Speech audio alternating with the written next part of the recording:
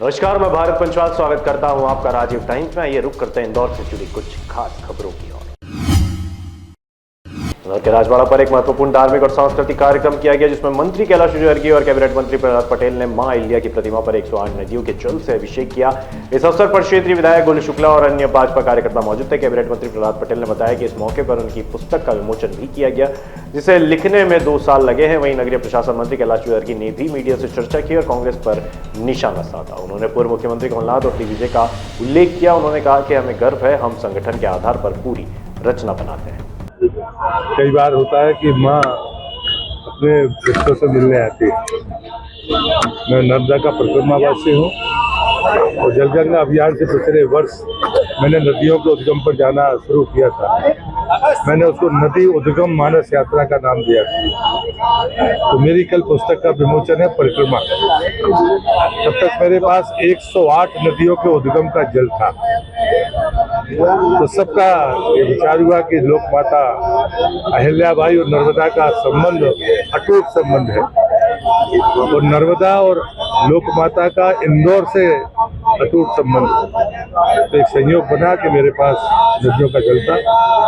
मैंने आदरणीय काई जी, विधायक गोलू शुक्ला जी, माननीय कैलाश जी, महापौर जी सबसे कहा कि मैं अभिषेक यहाँ हो सकता है। उन्होंने सहमति दी और आज हम सबको एक एक पात्र, एक एक नदी का जल प्राय सभी, चाहे पार्षद जी हों या सभी जनप्रतिनिधि हों, सबने मिलकर उनका हमने अभिषेक किया है।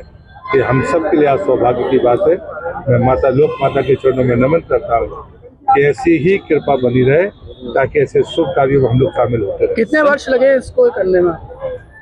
2 साल हुए, पिछले साल 32, इस बार। सर, नर्मदा नदी के संरक्षण को लेकर कई तरह के सवाल उठते हैं। लक्ष्य वही है कि छोटी नदियां बारहमासी होंगी तो मां नर्मदा बारहमासी।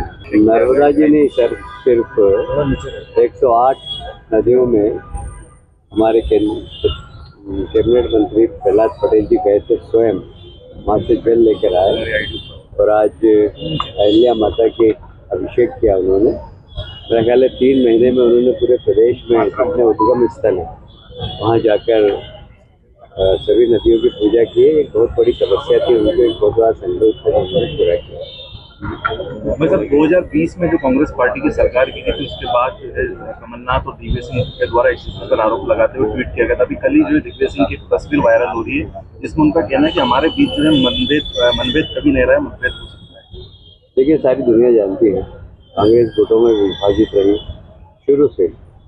एक एरिया का एक सूबेदार रहता था। इस प्रकार उनकी राजनीति चली हमेशा और कभी भी मध्य प्रदेश में ऐसा भी संगठन का ढांचा दिखा, ऐसा कुछ भी नहीं।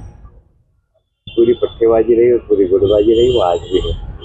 भारतीय जनता पार्टी को गर्व है कि हम संगठन के आधार पर पूरी संगठन की रचना बनाते हैं और हमारे यहाँ गुटबाजी का अभाव है। इंदौर के खजराना थाना क्षेत्र में देर रात एक युवक को गोली मार दी गई। गोली उसके हाथों पर लगी। खजराना थाना प्रभारी मनोज सेंधव के मुताबिक थाना क्षेत्र के शीतला माता मंदिर के समीप पूर्व पार्षद के पुत्र अर्जुन पालीवाल और सुनील पाटीदार के बीच विवाद की सूचना प्राप्त हुई। इस दौरान गोली चलने की बात भी सामने आई। पुलिस जांच कर रही है। सूत्रों पर यकान करे तो अर्जुन पालीवाल और सुनील पाटीदार के बीच प्रेम प्रसंग की किसी बात को लेकर विवाद हुआ था। इस दौरान गोली चली जो अर्जुन पालीवाल के हाथ पर लगी। अर्जुन का उपचार अस्पताल में किया जा रहा है। हाँ, थाना खजराना में शीतला माता मंदिर के पास में 112 पर एक इवेंट आया था, जिसकी तस्दीक की जा रही है, जिसमें अर्जुन पालीवाल और सुनील पाटीदार इन लोगों के बीच में आपसी विवाद की सूचना है, जिसमें घटनास्थल की तस्दीक की जाकर अग्रिम कार्रवाई की जाएगी। सर, फरियादी ने बताया गोली भी मारी है। इस संबंध में यदि कोई भी साक्ष्य आया तो उसके आधार पर विधिवत सुसंगत धाराओं में कायमी किए जाकर अग्रिम कार्रवाई मेडिकल रिपोर्ट के आधार पर की जाना है। सर, कौन है आरोपी, क्या बैकग्राउंड है फरियादी का? हाँ, दोनों का प्रेम प्रसंग से मामला जुड़ा हुआ प्रतीत होता है, जिसमें पारिवारिक रूप से विवाद है, जिसकी अग्रिम कार्रवाई जारी है। सर, फरियादी की क्या स्थिति है? वो इसी गंभीर चोट नहीं है और उसका मेडिकल किया जा रहा है। सर, ये राजनीति परिवार से जुड़े हुए अर्जुन पालीवाल की माताजी पूर्व में पार्षद रही, इस तरह की जानकारी प्राप्त हुई है। बाकी अग्रिम जांच के बाद ही इस संबंध में कुछ बताया जाएगा। जिला न्यायालय इंदौर, श्रम न्यायालय, कुटुंब न्यायालय, उपभोक्ता फोरम और तहसील न्यायालय डॉक्टर अंबेडकर नगर, देपालपुर, सांवेर के साथ ही हाथोद में आज नेशनल लोक अदालत लगी हुई है। इसमें विभिन्न न्यायालयों में लंबित 11,454 प्रकरण राजीनामे के लिए रखे गए। इसके लिए कई खंडपीठों का गठन भी किया गया। इंदौर में लगी लोक अदालत में उस समय लोग परेशान होते दिखे। नगर निगम के ऑनलाइन संपत्ति कर भरने की साइट बंद हो गई। आपको बता दें, लोक अदालत के दौरान नगर निगम द्वारा संपत्ति कर और जल कर के बकायेदारों से राजस्व वसूली का लक्ष्य रखा गया और नगर निगम का सर्वर डाउन होने से लोगों को ऑनलाइन टैक्स भरने में परेशानी होती दिखाई दी। इंदौर के भवानी नगर के 2 मासूम बच्चों की दर्दनाक मौत ने पूरे इलाके को दहला दिया। शुक्रवार शाम खेलते बच्चे ऐसे गड्ढे तक पहुंचे जो मौत के आगोश में समा गए। पानी से भरे इस गड्ढे में उतरने के बाद दोनों बाहर नहीं निकल पाए और डूबकर उनकी मौत हो गई। हादसे के बाद घर वाले पुलिस अफसर मौके पर पहुंचे, शवों को निकालकर पोस्टमार्टम के लिए अस्पताल भिजवाया। ट्रांसपोर्ट कारोबारी राजा रघुवंशी हत्याकांड मामले में ग्वालियर के रहने वाले 2 आरोपियों को कोर्ट ने चालान पेश होने से पहले ही जमानत दे दी थी। इस केस में राजा की हत्या का वो कारण सामने नहीं आया। उसके परिवार सहित सभी जानना चाहते हैं। सिर्फ प्रेम के चलते इस हत्या को अंजाम देने की कहानी को कोई नहीं बचा पा रहा है। वहीं दूसरी ओर पुलिस का कहना था कि राजा की हत्या घटना के बाद बहुत अधिक पछता रहे हैं। शिलांग में आरोपियों को कोई वकील उनका केस लड़ने के लिए नहीं मिला। इस पर कोर्ट ने नियम अनुसार आरोपियों को एक वकील की व्यवस्था भी करवा के दी।